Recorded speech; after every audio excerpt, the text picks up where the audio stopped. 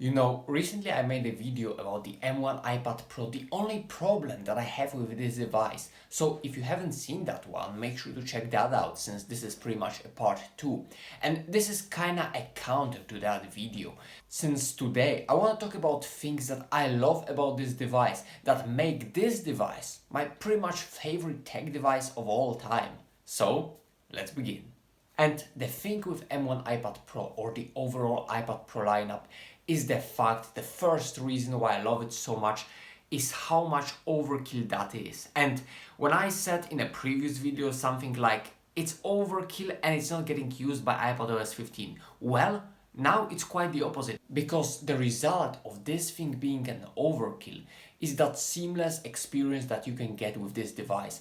I mean, the hardware is so powerful, it's not even getting used by iPadOS 15 right now. That's definitely the truth. But because it's so powerful, the first version of like iPadOS 15 is not perfect. And on this device, it pretty much seems perfect because the performance is so good. The 120 Hz, the overall hardware that is put in this device is so good that even with some small problems and bugs, the experience is still so seamless and you are so far ahead with the technology. You don't have to worry about upgrading this device anytime soon, about it being outdated, about it not having the newest design.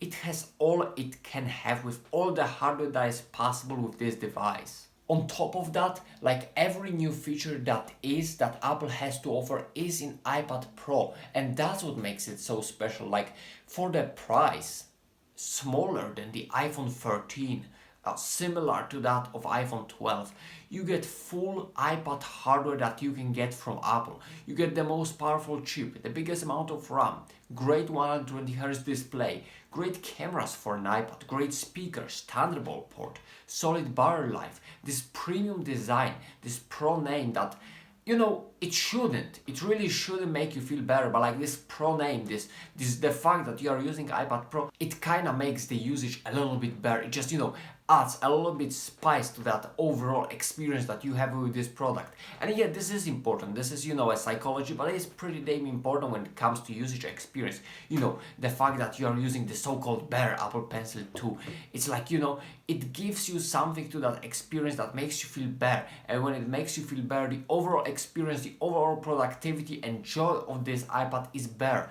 And even though iPad Pro is basically to the core just an iPad, it's gonna have its limitations, it's not gonna be perfect, but because things work so well, like a well-oiled machine here, it's just such a nice experience that you just wanna grab this device, unlock it with Face ID, which is seamless, by the way, which is the only feature that you have. You don't have it on any other iPad. So that's the only feature that's restricted for the Pro. On top of that, you have very solid specs. You have everything you may wanna need in the iPad Pro. And on top of that, yeah, iPad OS is limited, we all know that, but it's way more than iOS. It has way more capabilities, better multitasking. You still have some pro apps. I mean, don't tell me that LumaFusion is nothing. You can do pretty good with that.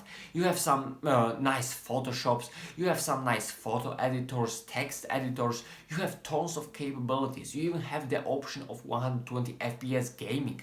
I mean, to really do that on a console, you need a TV with high refresh rate. You need a console like the newest generation of console or the newest PC that will be able to handle higher frame rates. You need to spend a lot of money for that.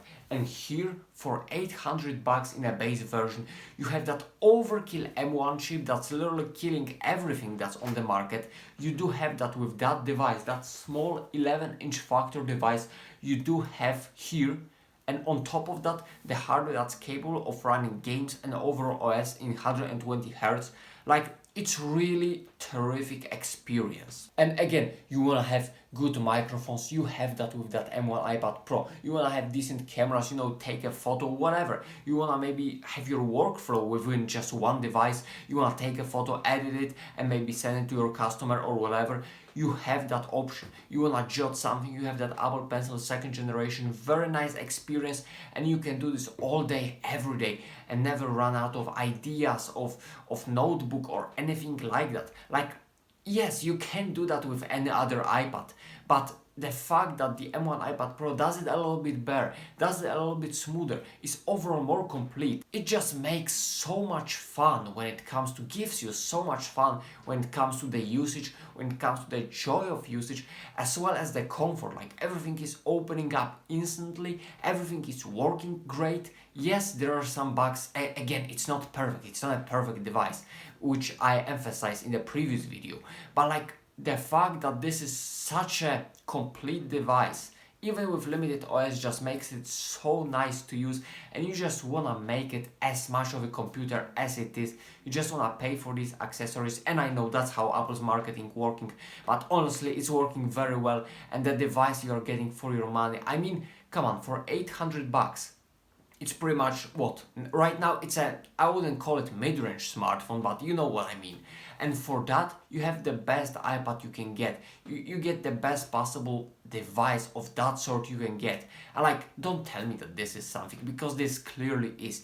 It's a great device. And these are a couple of reasons why I love this machine so much. For everything it offers, as I said, the complete experience, you know, the speakers, the Apple Pencil, you wanna have Magic Keyboard, here you go, you have it. You wanna have mouse support, keyboard support, you have that.